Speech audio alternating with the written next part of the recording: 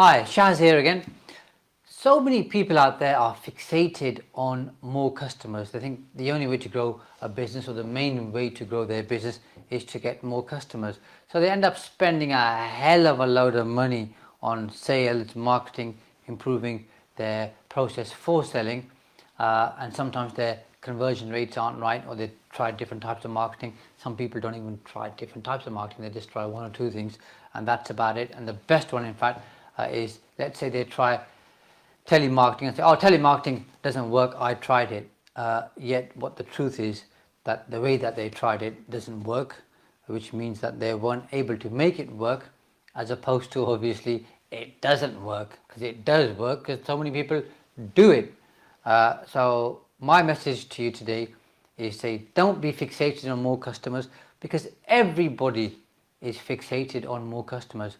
And we know, being in business, that if everybody's doing one particular thing, we ought to be doing the exact opposite, because you're more likely to be successful that way. So what are some of the things you could be doing to grow your business without being fixated on customers? But the first one, and the most important one, I would say, is to grow your numbers, is to get your pricing right.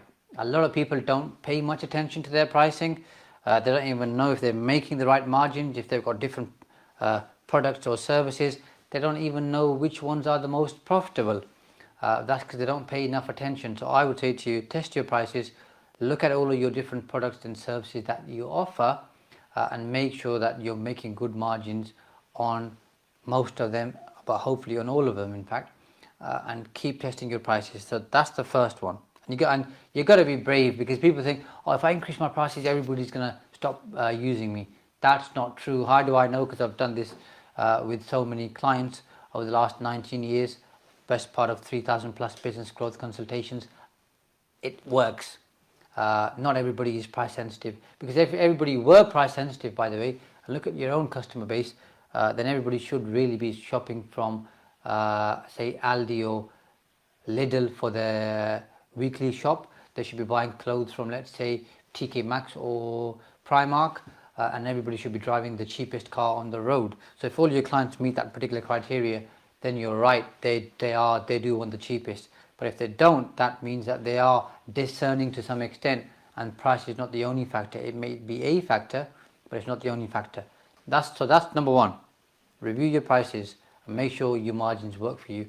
Secondly, think about how you can cross-sell different services to your clients. So pretty much every business has a different range of services and products. I'll give you a quick example. You go to your solicitor, you're buying a property, you use them for conveyancing. At some point in the future, you're looking to buy or sell a business, or God forbid, you have a divorce and you need to use someone for matrimonial services, or you have a road traffic accident and you need to use a solicitor for that service, and you don't think about the one that you use for conveyancing. That's because they've not given you the information to advise you that they've offer other services. So, and you and I are in the same boat with the services we offer. Are we communicating to all of our clients all the different services we offer and the services that they need?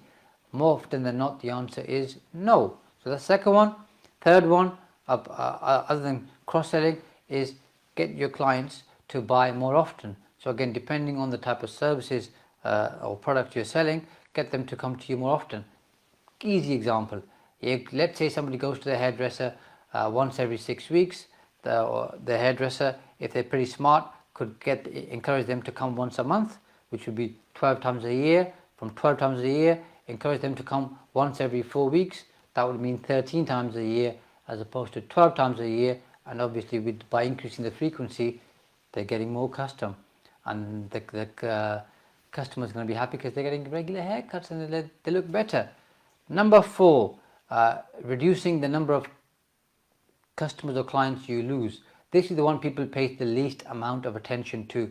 What's the point of being fixated on getting more customers, spending more on sales and marketing, and yet losing the customers that you have? So work out your churn rate, work out how many clients that you are losing every year, and then fix that leaking bucket. If you're losing, let's say, 15% of your clients, come up with a better customer service program so that you lose, let's say, 10% of or 8% of your customers because every time a customer leaves you, it costs you more to replace them.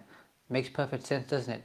And the last one, depending on what you're selling, look at buying inputs cheaper or becoming more efficient. If you become more efficient, or you can buy inputs cheaper. By inputs, I mean if you're selling hard products, to try and buy them cheaper or at better rates, and that's going to improve your margins too. So those are some of the things that can help you improve your business. Focus on those and don't just be fixated on getting new customers, because everybody's doing that. It's too noisy out there, it's too loud out there, it's going to cost you a lot of money. Go for the low hanging fruit, the cheaper, better alternative, and that's going to definitely help you to increase and grow your business.